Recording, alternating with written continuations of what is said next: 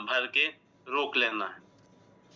फिर धीरे धीरे करके मुंह से सांस छोड़ते जाना है। लंबी गहरी सांस नासिका से भरना है। वज्रासन में बैठ के मुंह से सांस छोड़ना है। 20-21 बार करोगे आपकी थकान तुरंत गायब हो जाएगी। थोड़ी देर करके देखो, 3 मिनट में थकान खत्म हो जाती है। थकान भी ठीक करेगी ये, और साथ में आपकी तनाव जब भी हो तब भी कर लेना। वज्रासन में बैठ के लंबी गहरी सांस भरना, दोनों नासिकाओं से मुंह से छोड़ना, थोड़ी देर अंदर रोक के, खत्म हो जाती तकलीफ। फिर अगला कब्ज, कॉन्स्टिपेशन। तो कॉन्स्टिपेशन में सबसे पहले तो ये चीज है, कॉन्स्टिपेशन उन्हीं को ही होता है, ध्यान रखिए, जो खाना खाते समय इनका बायां स्वर चल रहा होगा। दाहिना स्वर यदि चल रहा होगा तो हमारा क्या है, पाचन तंत्र स्ट्रॉन्ग हो जाएगा बहुत तेजी से, अग्नि पचाने लगती हमेशा। लेफ्ट चलेगा मतलब पच नहीं रहा, सड़ रहा है, फिर कॉन्स्टिपेशन बनेगा। उसमें जब भी हम भोजन करें बाएं स्वर को हमेशा बंद कर लें, दाहिनी से सांस खींचें, दाहिनी से छोड़ें। 20-21 2-3 मिनट किया, राइट स्वर चालू हो गया, आपने भोजन कर लिया। फिर दूसरा, जब भी समय मिले जिसको 45 मिनट, ये दोनों उंगलियों के ऐसे लगाइए, 45 मिनट्स कर लीजिए। और इसमें हमारी जो प्राण वृद्धि साधना है वो भी बहुत जबरदस्त काम करती है पेट में। इसको लगाइए, दूसरे दिन पेट बहुत अच्छे से साफ हो जाएगा, दूसरे दिन से ही।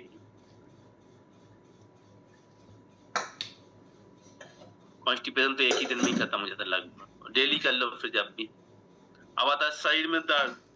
शरीर में दर्द यदि कहीं भी हो रहा है, जब भी कहीं दर्द उठा है, देखिए कौन सा स्वर, क्योंकि रुक रुक के दर्द हो रहा होगा तो वो जो स्वर चल रहा होगा आपका, उसी स्वर में दर्द हो रहा होगा, तो उसको बंद करिए, दूसरे को चालू कर लीजिए। उसको बंद कर लीजिए ऐसा, दूसरी सांस खींचनी चालू कर दीजिए। आपका जनरली राइट स्वर बंद रहता है, लेफ्ट चल रहा होता है, तभी हमको दर्द एहसास होता है, दर्द होता है, सामान्य अवस्था। फिर कोई भी काम यदि हमारा बन नहीं रहा है, बिगड़ रहा है लगातार, तो समझ जाइए हमारा स्वर, हमारा सिस्टम गड़बड़ा गया है, यूनिवर्स से हमारा कनेक्शन डिस्कनेक्ट हो गया। उसमें कुछ नहीं करना है, जब भी समय मिले एक दिन करके देखिए, दूसरे दिन रिजल्ट चालू हो जाएंगे। यदि आप साथ में ये भी करना है कि जल्दी सोना जल्दी उठना भी करना है, ध्यान रखिए, ये मेन चीज है। आज के समय जो बीमारियां आ रही, सब कुछ हो रहा है, ये सब इसलिए आ रहा है कि प्रकृति के अनुरूप काम नहीं कर रहा है, हमको सब उल्टा पिल्टा चल रहा है, सब अगेंस्ट में हो गया सब।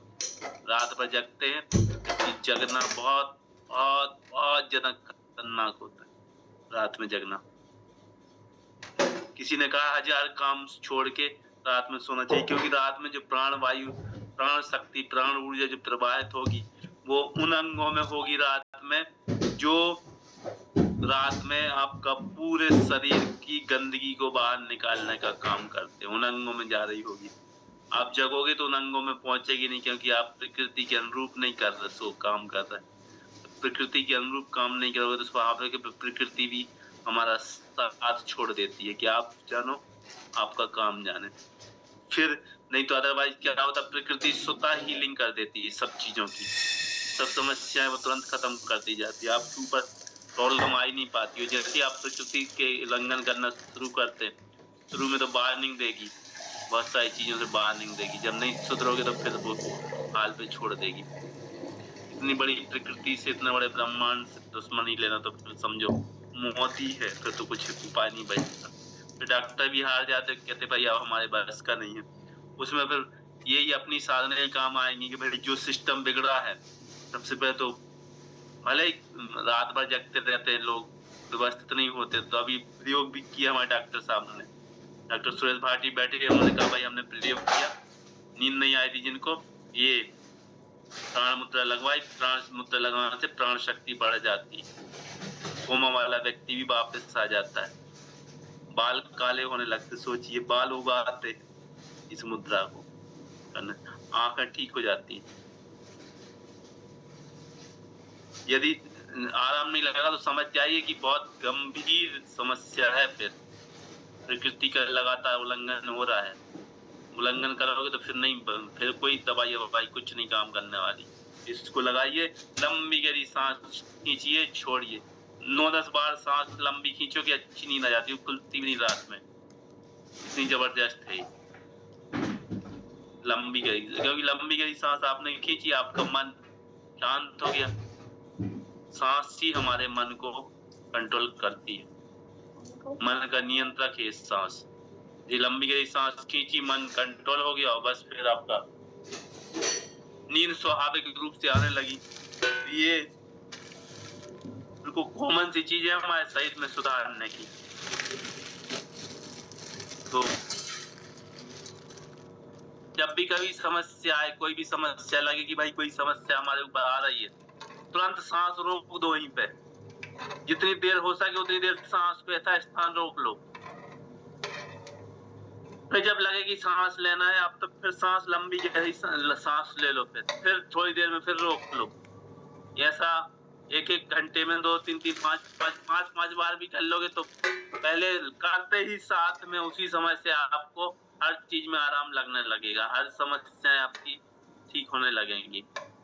लेकिन वही है कि भाई नियम है प्रकृति के, कब रात सोने को बनाई है, कौन सा दिन जगने को बना है, कितने बजे जगना है, कितने बजे सब कुछ मत करो। जो पशु पक्षी रहते उन्हीं का अनुसरण करना शुरू कर दो तो स्वस्थ हो जाएंगे, लेकिन करते नहीं। इतना सब कुछ ध्यान, दिमाग दिया ईश्वर ने, सब कुछ दिया, फिर भी उसका प्रयोग नहीं करते। व्यक्ति अपने खिलाफ ही आदमी काम करता है। तो कोई भी समस्या है, आप उसको तत्क्षण सांस रोकिए और छोड़ दीजिए, फिर रोकिए, फिर छोड़ दीजिए, यथा स्थान। अचानक से तुरंत रोको, छोड़ो, आपकी समस्याएं कुछ दिन में ही ठीक होने लगती है। ये दिखने में बहुत सरल लगती है आपको, लेकिन बहुत कठिन है एक्चुअली ये। अचानक से सांस रोकना, रोके रहना और फिर छोड़ देना। चलिए, अब आता है अस्थमा। अस्थमा में बायां स्वर अधिकतर चलता है एक्चुअली। अस्थमा मतलब कफ की बीमारी। बायां स्वर चल रहा होगा इसलिए अस्थमा होता है, दायां बंद रहता है। तो बाएं को दिन में आधे घंटे या 2-2, 3-3 घंटे में 5-5 मिनट के लिए बायां को बंद किया, दायां चालू किया, बायां बंद किया, दायां चालू किया, इससे ठीक हो जाता है।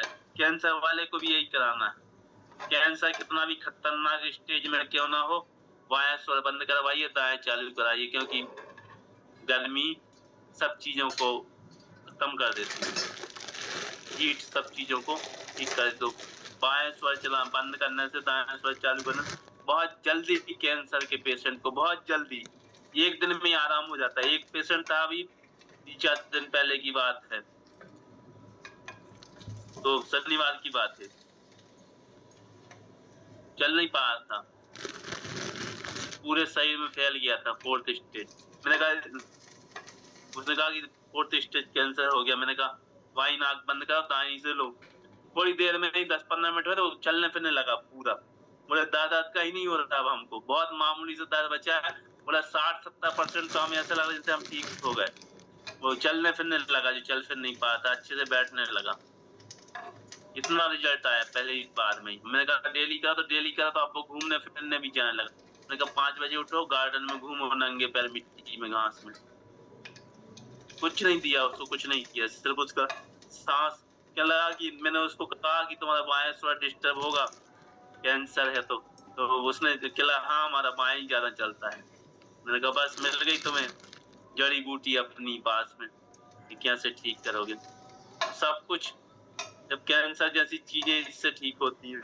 बीपी में आपको बता दिया, डायबिटीज में आपको बता दिया, यही तो मेन बीमारियां हैं आज के समय की। अब आते हैं युवावस्था। यदि युवावस्था में आदमी को रहना है तो जो स्वर चल रहा हो, जो भी स्वर चल रहा, उसी से सांस भर लो। जब भी ध्यान आए, दिन में 4 से 8 बार, 8 बार, 10 बार, 1-1 घंटे में। थोड़ी देर के लिए करना, ज्यादा देर के लिए नहीं। शुरुआत में 3-3, 4-4 घंटे पे जो स्वर चल रहा उसी से सांस भर लो, आंतरिक कुंभक करो, जो बंद है उससे छोड़ दो। 4-5 बार कर लिया दिन भर में, आपकी एज वहीं स्टेबल हो जाएगी, वहीं बढ़ती नहीं फिर आपकी। इतनी जबरदस्त है, क्योंकि उससे क्या हुआ, आपने जो प्रकृति के अनुसार सूरज चल रहा है उससे प्राण शक्ति अंदर खींच के आपने अंदर स्टोर कर ली। कभी हमने शुरू में साधना सीखी ना, परकाया प्रवेश, आकाश गमन, अष्ट सिद्धियां, सब सिद्धियां, अदृश्य होने की शक्ति, तो सब इसी में ही शामिल है। एक्चुअली सब कुछ इसी से ही पॉसिबल है। फिर आते हैं निरोगी काया। यदि बहुत लंबे समय तक आयु में जीवित रहना है, दिन में सूर्योदय हो तो उस समय, ये खैर बहुत बड़े बड़े योगी जो रहते हैं वो उनके लिए है, या आम व्यक्ति के लिए नहीं है। ये 1800 साल जीने का देवराहा बाबा का यही रहस्य था। वो दिन में बाएं सूरज चलाते थे, रात में दाएं चलाते थे। जब सर्दी रहती रात में तो दाएं चला लेते थे अग्निश्वर, और दिन में जब गर्मी रहती सूर्य रहता तो चंद्र सूरज चलाते थे। ये उन्हीं के ही कथन है। बहुत लंबा जीवन है, लेकिन ये आम व्यक्ति को नहीं है, बहुत बड़े बड़े साधकों के लिए है एक्चुअली। फिर आते हैं बांझपन। जिनके यहाँ माता पिता के यहाँ जिनके यहाँ बच्चे नहीं हो रहे हैं, तो पिता का दाहिना स्वर चल रहा हो और माँ का बायां स्वर चल रहा हो, पिता का दाया माँ का बायां, और दोनों का जल तत्व चल रहा हो, उस समय जिनके यहाँ बच्चे नहीं हो रहे हैं उनके यहाँ बच्चे होने की संभावना कई गुना बढ़ जाती है। भगवान शिव जी कहते हैं अपने सौरोदय में, एक चीज और बताते हैं वो, जब पिता का दायां स्वर चल रहा है और पृथ्वी तत्व चल रहा है, तो जो पुत्र होगा वो समृद्धशाली, पराक्रमी और सहनशील होता है। पृथ्वी तत्व वैसे ही धन समृद्धि संपदा लाता है। आगे बहुत जल्दी आपको और भी चीजें सिखाएंगे। मतलब ये कि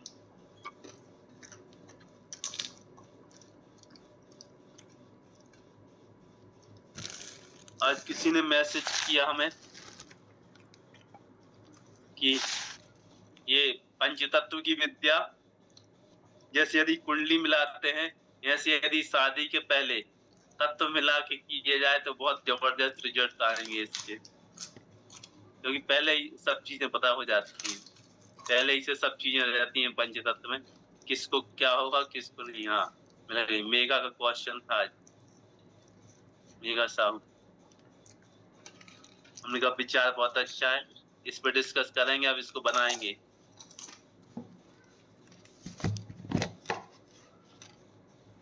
अगला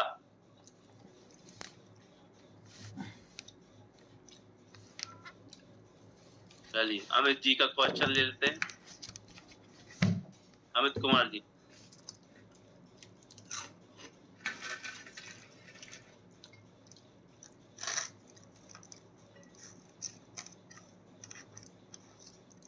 चालू कर लीजिए वहां से।